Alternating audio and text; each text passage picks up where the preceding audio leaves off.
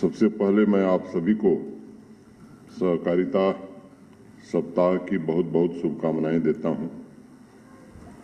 सहकारी समितियों से जुड़ा हर सदस्य, हर किसान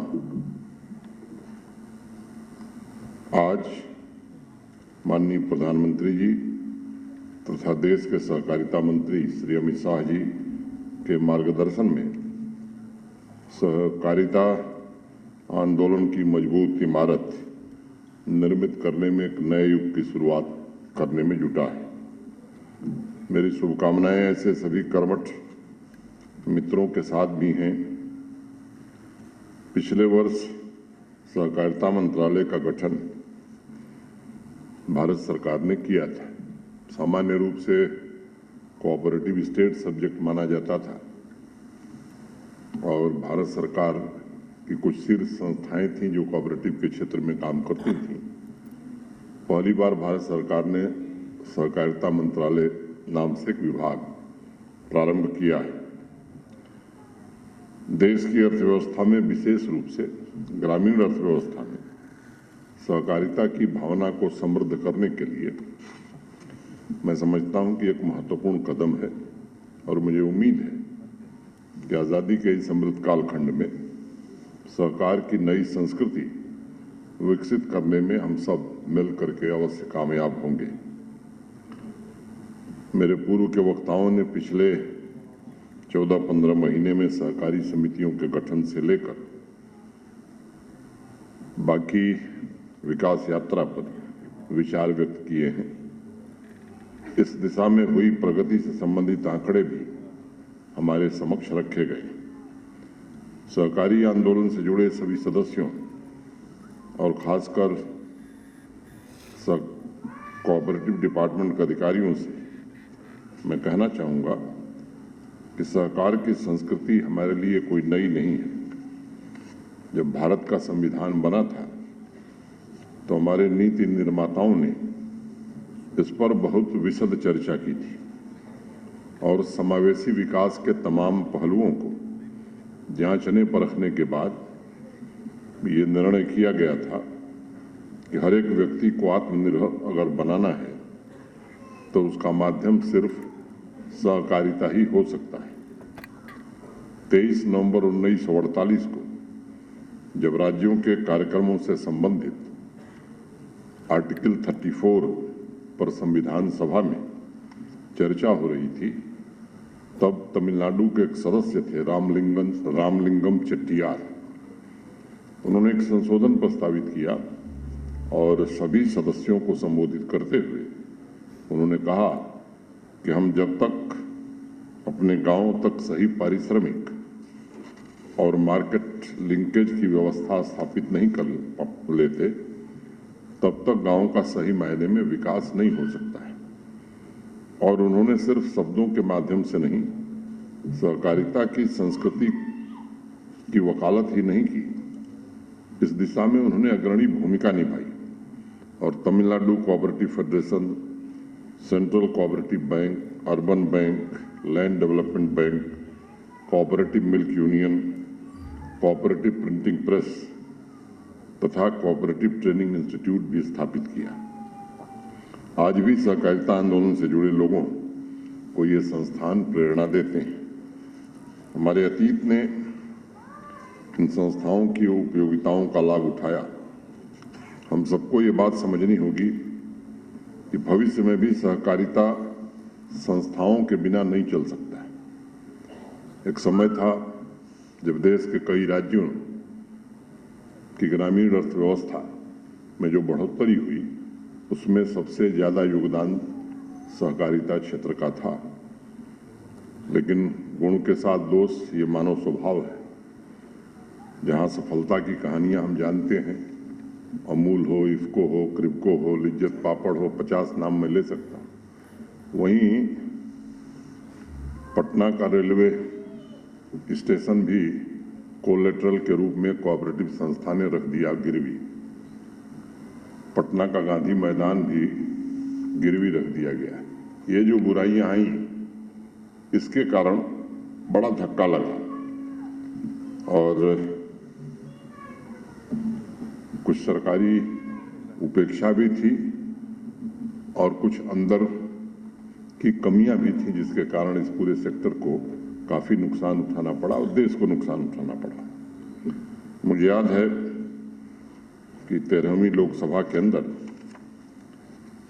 पूरे देश में सहकारी समितियों के मेंबर्स की संख्या करीब 20 करोड़ थी। बाद के वर्षों में यह घटती गई। यूरोप और अमेरिका से अगर तुलना में करूं तो यूरोप में लगभग 46% और अमेरिका में 40% लोग किसी न किसी कोऑपरेटिव सोसाइटी के मेंबर हैं।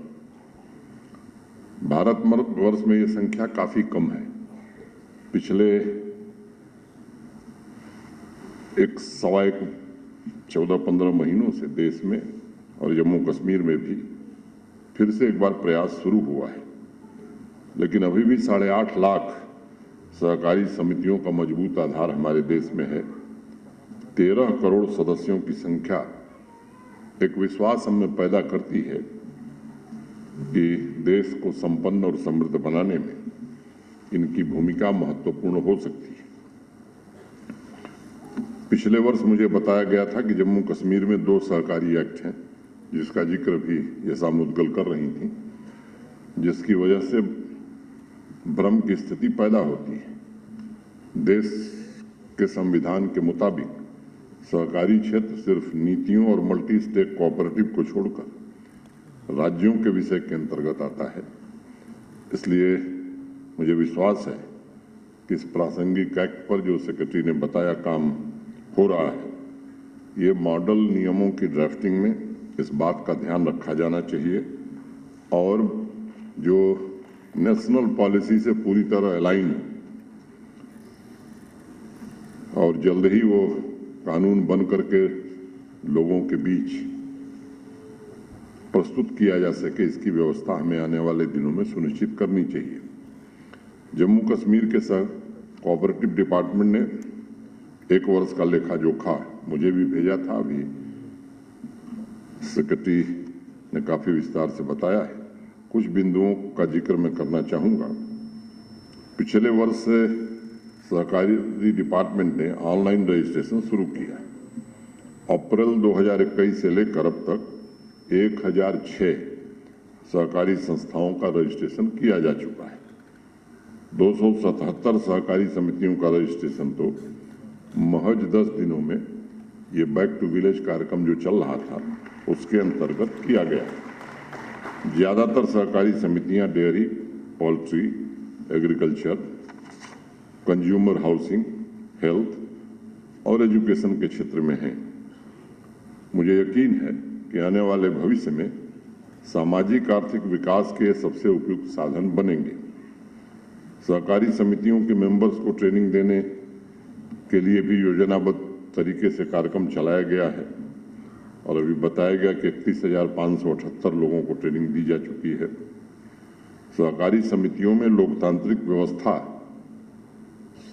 निश्चित रूप से स्थापित हो, इसके लिए चुनाव कराए जा रहे हैं और अभी तक आपने सुना कि 896 सहकारी समितियों के चुनाव हो चुके हैं। मुझे उम्मीद है कि बाकी के भी चुनाव जल्दी पूरे कर लिए जाएंगे।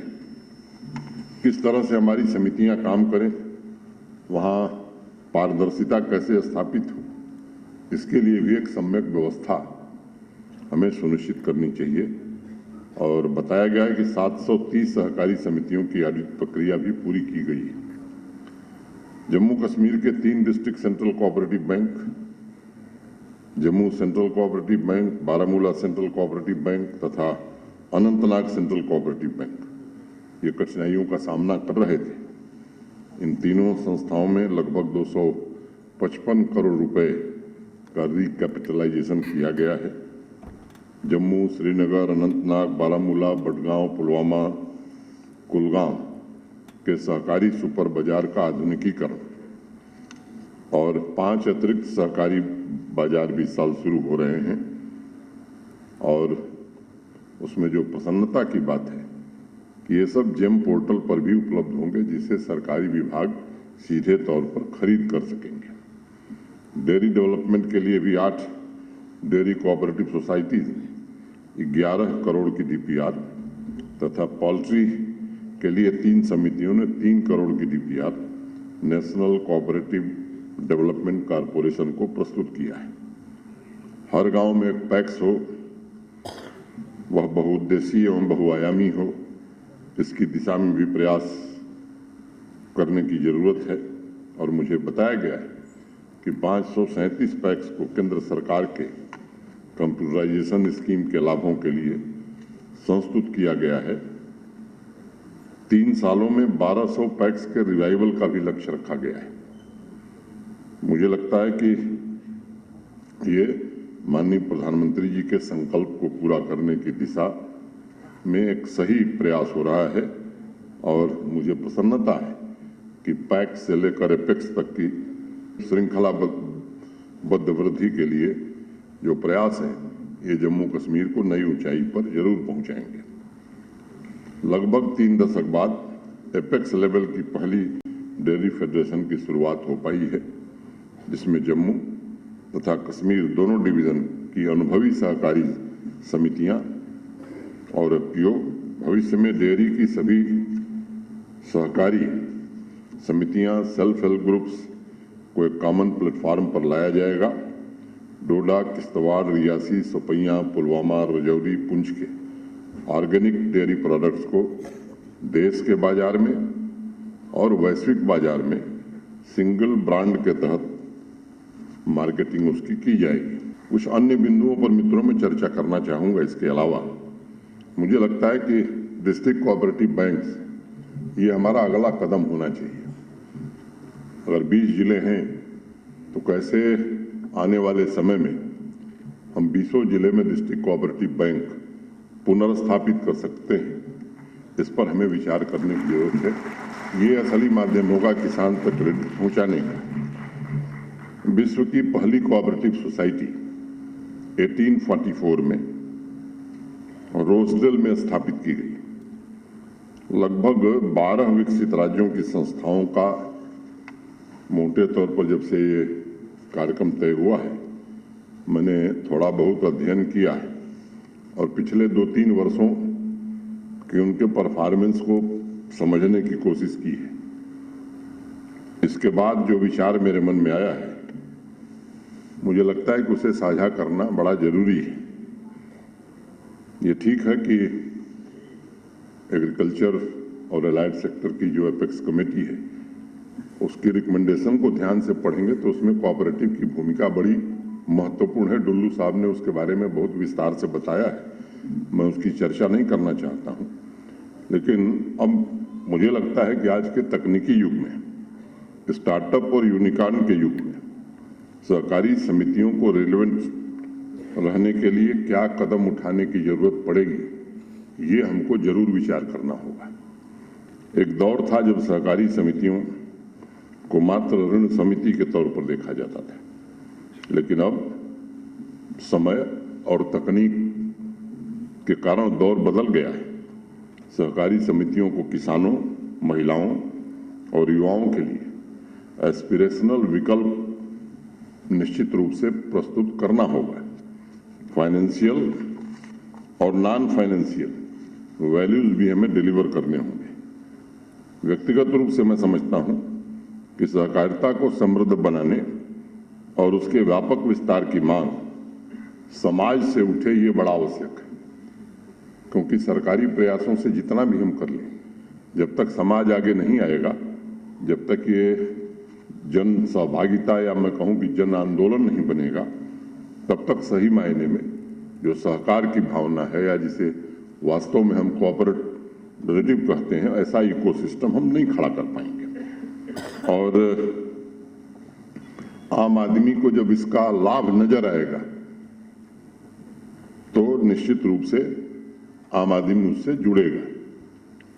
स्थितियां काफी बदली हैं और मैं बधाई दूंगा सचिव सहकारिता और उनकी पूरी टीम को कि पिछले बहुत कम समय में 15-16 महीनों में एक लंबी यात्रा इन्होंने तय की है। और इस इकोसिस्टम के 2 महत्वपूर्ण पिलर होंगे, एक एडमिनिस्ट्रेटिव स्ट्रक्चर, दूसरा उससे ज्यादा महत्वपूर्ण है बिजनेस एनवायरनमेंट। मुझे लगता है कि ये दोनों पर साथ साथ हम फोकस ध्यान केंद्रित करेंगे, तब इस इकोसिस्टम को हम मजबूत कर पाएंगे। दूसरा, जिस कॉरपोरेट सेक्टर में ईज ऑफ डूइंग बिजनेस को प्रमोट किया जा रहा है, वहीं सहकारी समितियों पर भी नॉर्म हम कैसे लागू कर सकते हैं, कॉमर्शियल एंटिटी की तरह वो कैसे काम कर सकती हैं, क्योंकि कोई भी संस्था बिना मुनाफे के लंबे काल तक सस्टेनेबल नहीं रह सकती है, चल नहीं सकती है। और तीसरी बात, सहकारी समितियों के हर एक स्तर पर मैनेजेरियल और लीडरशिप रोल में महिलाओं की भागीदारी बढ़ाना और समाज के वे तबके जो किन्हीं न किन्हीं कारणों से पीछे रह गए, चाहे वो अनुसूचित जाति के लोग हों, अनुसूचित जनजाति के लोग हैं या पिछड़े वर्ग के लोग, इनकी भी आबादी के अनुपात में भागीदारी सुनिश्चित करना। मैं समझता हूं कि हमें साथ साथ जो बात इक्विटी की डुल्लू साहब ने कही, एग्रीकल्चर में जो प्रिंसिपल अख्तियार किया गया है, मुझे लगता है कि इसमें भी हमें इस सिद्धांत पर निश्चित रूप से काम करना चाहिए। आबादी अगर महिलाओं की 50% है तो हमें कोशिश करनी चाहिए कि उनकी भागीदारी इसमें भी 50% हो। शेड्यूल कास्ट और शेड्यूल ट्राइब की आबादी हमारे यहाँ जितनी है, उन समूहों की भी भागीदारी निश्चित रूप से कोऑपरेटिव की सोसाइटीज में होनी चाहिए। ऐसे ही पिछड़े वर्ग के जो लोग हमारे हैं, उनका भी उचित प्रतिनिधित्व हो, तभी हम समावेशी विकास की ओर आगे बढ़ सकते हैं। और मुझे लगता है कि खेती के लिए लोन लेकर एपेक्स फेडरेशन तक सहकारी समितियों को आर्थिक व्यवस्था की मुख्य धारा से जोड़ना ये बड़ा आवश्यक है। मित्रों, मैं समझता हूं कि दशकों के गए पर उपेक्षा की वजह से सहकारी समितियों में कहीं न कहीं आपस में सहकार में भी कमी आई है। इसलिए strengthening cooperation among cooperative societies भी हमारा लक्ष्य होना चाहिए, ताकि financial services, input supply, procurement, packaging services, processing, marketing, insurance, technical services, ये इंटर कोऑपरेशन, इंटीग्रेशन और पार्टनरशिप अगर हम स्थापित कर पाएंगे तो सहकारी समितियों के पोटेंशियल का बहुत ज़्यादा लाभ हम ले पाएंगे।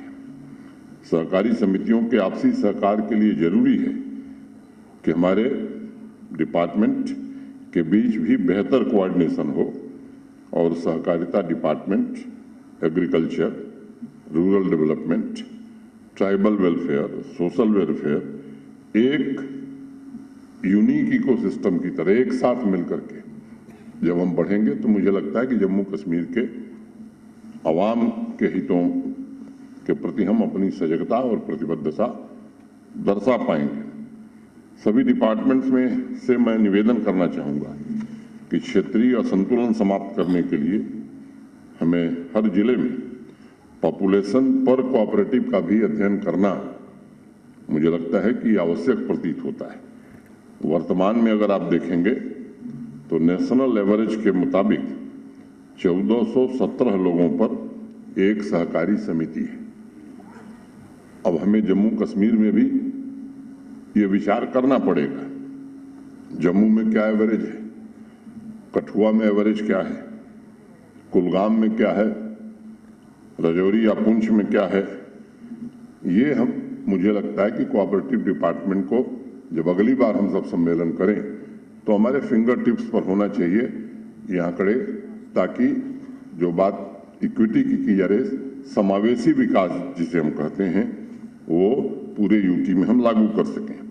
जिस दिन हमारे पास रेडीमेड और अपडेटेड डेटा सेट तैयार हो जाएगा, उस दिन सहकारिता को लेकर हमारा प्रमोशनल कैंपेन निश्चित रूप से सफल होगा और उस स्पेसिफिक एरिया से संबंधित एक्टिविटीज को ध्यान में रखते हुए सभी stakeholders unique business model भी तैयार कर सकेंगे।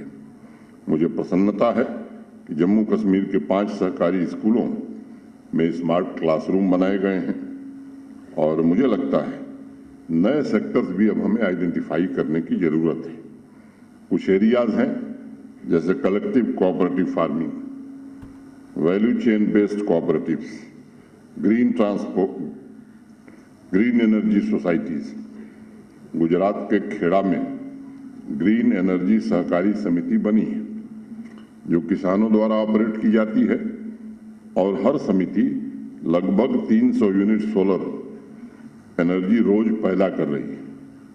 फॉरेस्ट और ऑर्गेनिक प्रोड्यूस के लिए कर्नाटक में आदिवासी भाइयों बहनों ने मिलकर के एक मल्टीपर्पज सोसाइटी बनाई।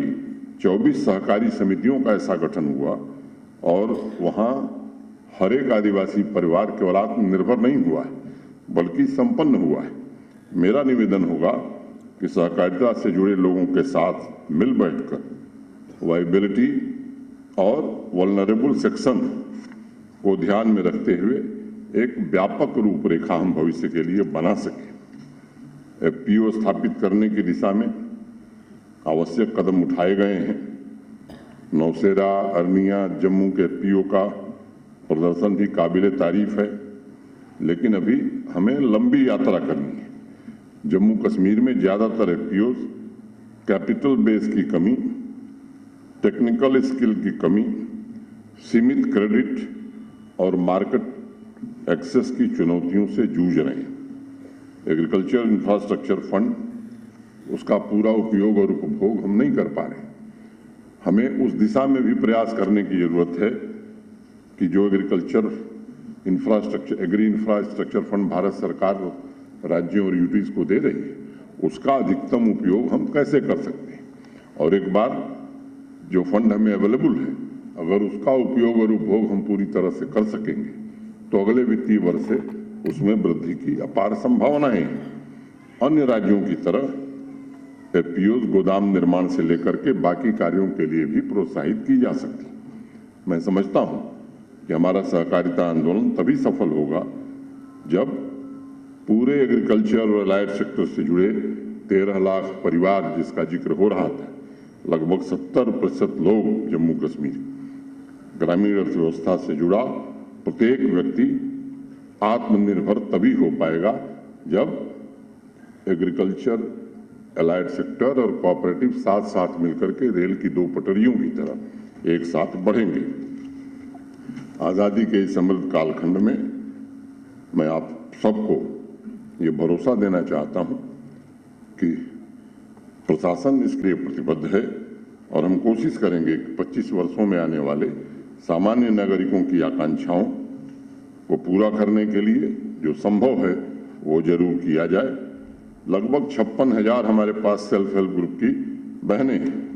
उन्हें सहकारिता के सिस्टम से किस प्रकार से उनको हिस्सा बनाया जा सकता है, इस दिशा में भी हमें सोचना होगा। छोटी पूंजी, कम ऊर्जा इकट्ठा करके बड़ा कमर्शियल स्वरूप हम कैसे खड़ा कर पाएंगे। सभी पैक्स, जैसा मैंने पहले कहा, इसमें से कैसे इनको बहुउद्देशीय और बहुआयामी बनाया जा सकता है ताकि समावेशी आर्थिक विकास हो। हमें ये ध्यान रखना होगा कि ग्रामीण सहकारी समितियां बाहरी सहायता पर निर्भर न होकर स्वावलंबी कैसे बने, राष्ट्रीय अर्थव्यवस्था में वो कैसे योगदान दें, अभिन्न हिस्सा बन सकें, ताकि तभी गांव, गरीब और किसान का हित सधेगा। अंत में मैं 2-3 निवेदन करूंगा। सहकारी समिति पब्लिक और प्राइवेट के बीच आत्मनिर्भरता का तीसरा एवं सबसे प्रमुख विकल्प बन के उभरे, ये क्या हम सोच सकते हैं? जनसंख्या के हिसाब से उनकी संख्या बढ़े, क्या ये हमारे लक्ष्य में शामिल हो सकता है? और तीसरा, जमीनी स्तर पर सहकारी समितियों को एक जीवंत, वाइब्रेंट इकोनॉमिक यूनिट का स्वरूप कैसे प्रदान किया जा सकता है? आने वाले दिनों में ऐसे लक्ष्य हैं जिन पर हमें जरूर विचार करना चाहिए। मुझे लगता है कि हम सब समृद्ध जम्मू कश्मीर के निर्माण के लिए प्रतिबद्ध हैं, लेकिन समृद्ध ग्रामीण जम्मू कश्मीर के बिना समृद्ध और सशक्त जम्मू कश्मीर की कल्पना नहीं की जा सकती है। यह तभी साकार होगा जब सहकारी संस्थाओं में नए प्राण और नई ऊर्जा आएगी और सहकार की भावना से हम विकास की यात्रा में आगे बढ़ेंगे, तभी ये लक्ष्य हम प्राप्त कर सकेंगे। मैं फिर से एक बार सभी कोऑपरेटर्स को, सहकारी समितियों से जुड़े सभी साथियों को, कोऑपरेटिव डिपार्टमेंट को बहुत बहुत धन्यवाद देता हूं और अपनी बात यहीं पूरी करता हूं। जय हिंद, जय भारत।